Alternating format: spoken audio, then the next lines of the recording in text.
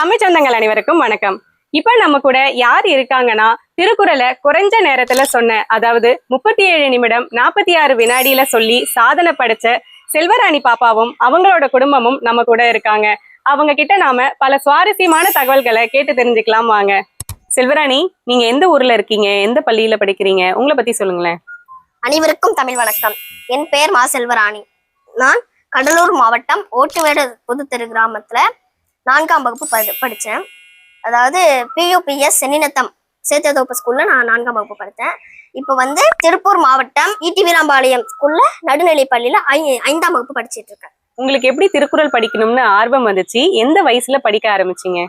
நான் வந்து 3ஆம் வகுப்பு முழு பரீட்சை 2 வாரத்துக்கு முன்பு படிக்க ஆரம்பிச்சேன். அதாவது எப்படி அதை படிக்க எனக்கு ஆர்வம் வந்துச்சுன்னா, எங்கள் ஸ்கூல்ல வந்து புத்தகம் விற்பனைக்கு வந்திருந்தாங்க.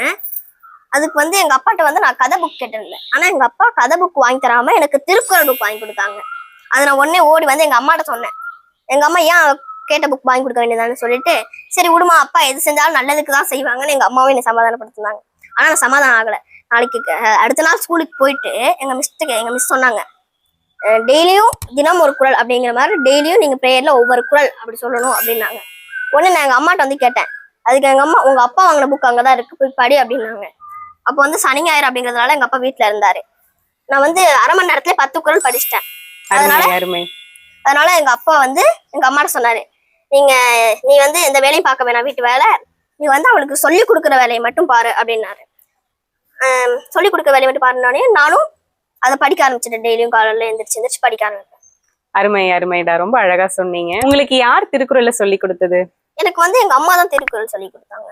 ஓகே, நீங்க வெளியே எங்கேயும் படிக்கல, அம்மா தான் முழுக்க சொல்லி கொடுத்தாங்க. ஆசிரியர்கள் யாரும் சொல்லி தரல, எங்க அம்மா மட்டும் தான் சொல்லி கொடுத்தாங்க. அருமை. எங்க அப்பா வேலைக்கு போனப்ப வீட்டு வேலையில எங்க அப்பாவை பார்த்து வச்சுட்டு போனேன். எங்க அம்மா டெய்லியும் காலையில எழுந்திரிச்சு எனக்கு எங்க அம்மா தான் சொல்லி கொடுத்தாங்க. அருமை. உங்க அப்பா வந்துட்டு உங்க அம்மாக்கு அப்ப ஒரு பெரிய உறுதுணையா இருந்து உங்களை வந்து படிக்க வச்சிருக்காங்க. எங்க அம்மாவும் எனக்கு படிக்க வச்சாங்க, எங்க அப்பாவும் எனக்கு படிக்க.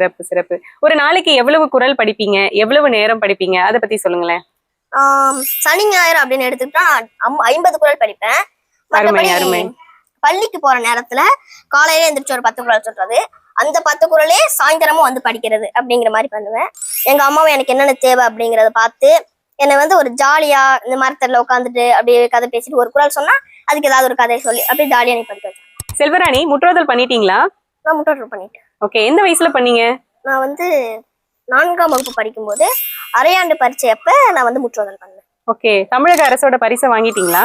இல்ல, இன்னும் 8 மாசம் ஆயிடுச்சு. ஆனா இன்னும் தமிழக அரசோட சான்றிதழ் 15,000 பரிசு இன்னும் எதுவும் வரல. அதுக்காக காத்துக்கிட்டு இருக்கேன்.